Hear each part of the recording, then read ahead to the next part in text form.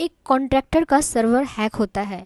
कुछ ही घंटों बाद इंटरनेट पर हजारों कॉन्फिडेंशियल इंजीनियरिंग फाइल्स दिखाई देती है। सोशल मीडिया और कुछ मीडिया रिपोर्ट्स में हेडलाइन चलने लगती है, इंडिया के न्यूक्लियर प्लांट का डेटा लीक। लेकिन यहीं से कन्फ्यूज़न शुरू होता है।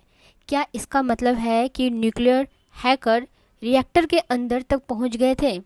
क्या रिएक्टर की सिक्योरिटी कॉम्प्रोमाइज़ हो गई, या फिर सिर्फ कुछ टेक्निकल डॉक्यूमेंट्स इंटरनेट पर आए? आज हम इसे पूरे इंसिडेंट को स्टेप बाय स्टेप समझेंगे, सिर्फ हेडलाइंस नहीं बल्कि फैक्ट्स, टेक्नोलॉजी, नेशनल सिक्योरिटी और यूपीएससी के पर्सपेक्टिव के हिसाब से। तो चलिए हम शुरू करते हैं। सबसे पहले समझते हैं कि ये खबर बनी क्यों। रिपोर्टर्स के मुताबिक कुंडनकुलम न्यूक्लियर पावर प्लांट से जुड़े एक कॉन्ट्रैक्टर के सर्वर पर साइबर अटैक हुआ।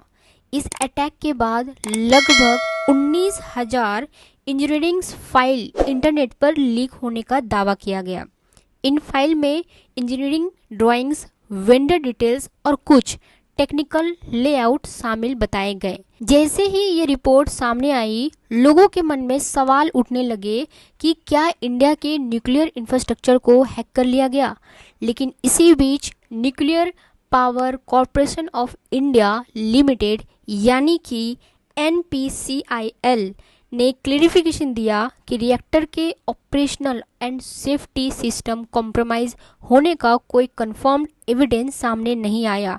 इसलिए पूरे इंसिडेंट को समझने के लिए हमें डेटा लीक और रिएक्टर हैक के बीच का अंतर समझना होगा। अब पहले ये समझते हैं कि कुंडनकुलम न्यूक्लियर पावर प्लांट इतना इम्पोर्टेंट क्यों है। ये तमिलनाडु के तिरुवल्लुवर डिस्ट्रिक्ट में स्थित है और इंडिया के सबसे बड़े न्यूक्लियर पावर प्रोजेक्ट में से एक माना जाता है। इस प्रोजेक्ट को nuclear power corporation of India limited operate करती है और इसकी डेवलपमेंट में रशिया का भी बहुत ही इम्पोर्टेंट योगदान है। यहाँ VVER सीरीज के न्यूक्लियर रिएक्टर लगाए हुए हैं जो इलेक्ट्रिसिटी जनरेशन के लिए यूज़ होते हैं। न्यूक्लियर एनर्जी का सबसे बड़ा फ़ायदा ये है कि ये लार्ज स्केल इलेक्ट्रिसिटी जनरेट करती है और ग्रीन हाउस गैस इमिशन को कम रखने में मदद करती है।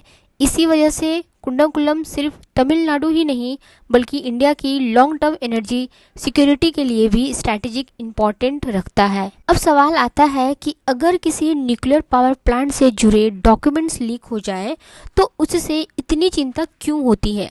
इसका सवाल है critical infrastructure. Nuclear power plant सिर्फ बिजली बचाने के लिए नहीं होते बल्कि ये देश के स्ट्रैटेजिक इंफ्रास्ट्रक्चर का हिस्सा होते हैं। ये लाखों घरों और इंडस्ट्री को स्टेबल इलेक्ट्रिसिटी सप्लाई देते हैं। साथ ही इंडिया को क्लीन एनर्जी गोल अचीव करने में भी मदद करते हैं। इसीलिए इन प्रोजेक्ट से जुड़ी इंजीनियरिंग इंफॉर्मेशन, वेंडर नेटवर्क और टेक्निकल लेआउट को सेंसिटिव माना जाता है, चाहे रिएक्टर बिल्कुल सेफ ही क्यों ना हो। फिर भी ऐसी इंफॉर्मेशन का लीक हो जाना साइबर सिक्योरिटी के पर्सपेक्टिव से एक सीरियस कंसर्न माना जाता है। रिपोर्ट्स के अनुसार जो फाइल लीक हुई बताई गई उनमें से engineering drawing, vendor information, cooling system layout, ventilation से जुड़े डॉक्यूमेंट्स और कंस्ट्रक्शन रिकॉर्ड शामिल थे। ध्यान देने वाली बात यह है कि ये डॉक्यूमेंट्स किसी भी बड़े इंफ्रास्ट्रक्चर प्रोजेक्ट के प्लानिंग और मेंटेनेंस का हिस्सा हो सकता है, लेकिन सिर्फ इंजीनियरिंग डॉक्यूमेंट्स लीक हो जाना और रिएक्टर का कंट्रोल कॉम्प्रोमाइज़ हो जाना दोनों ही बिल्कुल अलग चीज़ है। इसीलिए किसी भी रिपोर्ट को देखते वक्त ये समझना जरूर है कि किस प्रकार का इंफॉर्मेशन लीक हुई और उसका प्रैक्टिकल इम्पैक्ट क्या हो सकता है। यही डिफरेंस इस पूरे केस को समझने की है। बहुत से लोगों ने माना कि अगर डेटा लीक हुआ है तो रिएक्टर भी हैक हो गया होगा, लेकिन ऑफिशियल स्टेटमेंट के मुताबिक ऐसा कोई कंफर्म्ड एविडेंस सामने नहीं आया। रिएक्टर के operational control system, safety system या रेडिएशन रिलीज से जुड़ी कोई कंफर्म्ड कॉम्प्रोमाइज़ की बात रिपोर्ट नहीं की गई। इसीलिए फैक्ट और र्यूमर्स में अंतर करना बहुत ज़रूरी है। साइबर इंसिडेंट सीरियस जरूर हो सकता है, लेकिन हर साइबर इंसिडेंट का मतलब रिएक्टर हैक हो जाना नहीं होता। अब तक हमने देखा कि डॉक्यूमेंट्स लीक होने की रिपोर्ट आई, लेकिन रिएक्टर हैक होने की पुष्टि नहीं हुई। तो असली सवाल यह है कि हैकर ने टारगेट किस चीज़ को बनाया? क्या रिएक्टर का सर्वर वीक था? क्या सप्लाई चेन साइबर सिक्योरिटी में कमी थी? अगर रिएक्टर इंटरनेट से डायरेक्टली कनेक्ट नहीं होता तो फिर उसकी सिक्योरिटी कैसे इंश्योर की जाती? इन सब का सवाल हम आगे देखेंगे।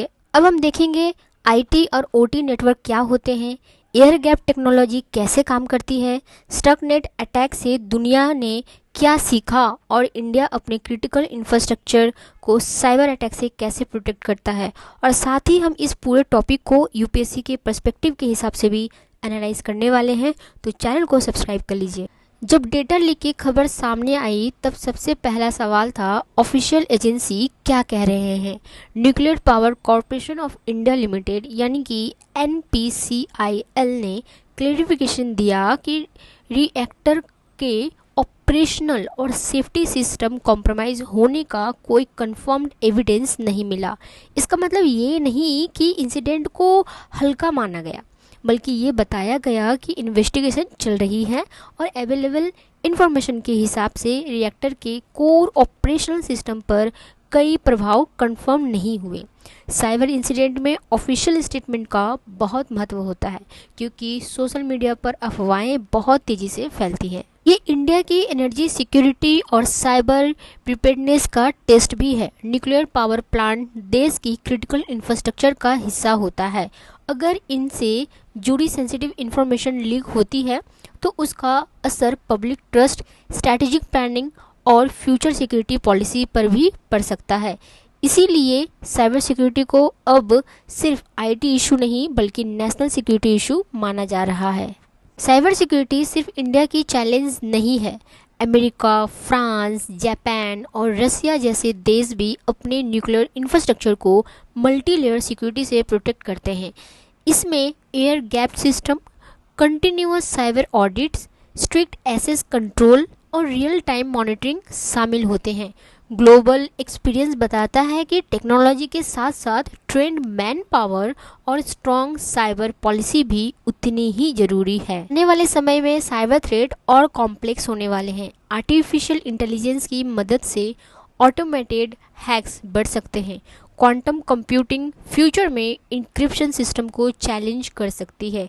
इसके अलावा इनसाइडर थ्रेट और सप्लाई चेन अटैक भी बढ़ जा रहे हैं।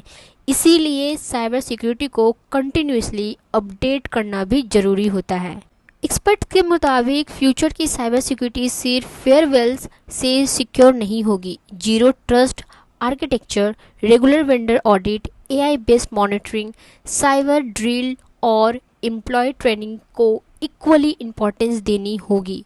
किसी भी क्रिटिकल इंफ्रास्ट्रक्चर की सिक्योरिटी उसके सबसे वीक लिंक जितनी ही स्ट्रॉन्ग होती है। यूपीएससी के पर्सपेक्टिव से ये टॉपिक बहुत इंपॉर्टेंट है। प्रीलिम्स में लोकेशन यानी कि एनपीसीआईएल कहाँ है, वीवीआर, रिएक्टर, रैंसमवेयर और एयर गैप जैसे फैक्चुअल कॉन्सेप्ट पूछे जा सकते हैं। जीएस पेपर 3 में साइबर सिक्योरिटी, इंटरनल सिक्योरिटी और एनर्जी सिक्योरिटी के कॉन्टेक्स्ट में एनालिटिकल क्वेश्चन बन सकते हैं। इंटरव्यू में भी कैंडिडेट से पूछा जा सकता है कि कॉन्ट्रैक्टर और सर्वर पर अटैक और न्यूक्लियर रिएक्टर हैक में क्या अंतर है। साइबर इंसिडेंट के बाद र्यूमर्स बहुत तेज़ी से फैलती है, इसलिए फैक्ट्स को वेरीफाई करना बहुत ज़रूरी है। अवेलेबल ऑफिशियल इंफॉर्मेशन के हिसाब से रिएक्टर हैक या रेडिएशन लीक की पुष्टि नहीं हुई। इस केस में कंडक्टर के सर्वर से डेटा लीक की रिपोर्ट और रिएक्टर की ऑपरेशनल सिस्टम को अलग अलग समझना ही सबसे इम्पॉर्टेंट बात है। कुंडाकुलम डेटा लीक इंसिडेंट हमें एक बहुत बड़ा लेसन देता है। आज की दुनिया में साइबर सिक्योरिटी सिर्फ कंप्यूटर को बचाने का नाम नहीं है, ये देश के power plants, transport systems, financial network और नेशनल सिक्योरिटी को प्रोटेक्ट करने का भी सवाल है। इसीलिए हर साइबर इंसिडेंट को सेंसेशनल हेडलाइन के बजाय वेरीफाइड फैक्ट के साथ समझना जरूरी है। जब हम फैक्ट्स और र्यूमर्स में अंतर रखना सीख लेते हैं तभी हम एक इन्फॉर्म्ड सिटीजन और रिस्पॉन्सिबल लर्नर्स भी बन पाते हैं। आई होप कि आपको वीडियो पसंद आई है, तो प्लीज़ वीडियो को लाइक करें और ऐसे ही देश और दुनिया और हमारे पर्सनल लाइफ से जुड़े इन्फॉर्मेशन पाने के लिए चैनल को सब्सक्राइब कर लें, क्योंकि यह चैनल आपकी एनालिटिकल थिंकिंग को काफ़ी ज़्यादा इंप्रूव करेगी और जो र्यूमर्स एंड फैक्ट्स में डिफरेंस को आपको सामने पेश करेगी। आई होप कि आपने वीडियो को लाइक किया है, चैनल को सब्सक्राइब किया है एंड कमेंट करके बताइएगा कि आप इन साइबर सिक्योरिटी से क्या सीखे हैं और अगले स्टेप क्या हो सकता है। Thank you so much for watching. मिलते हैं अगले वीडियो में।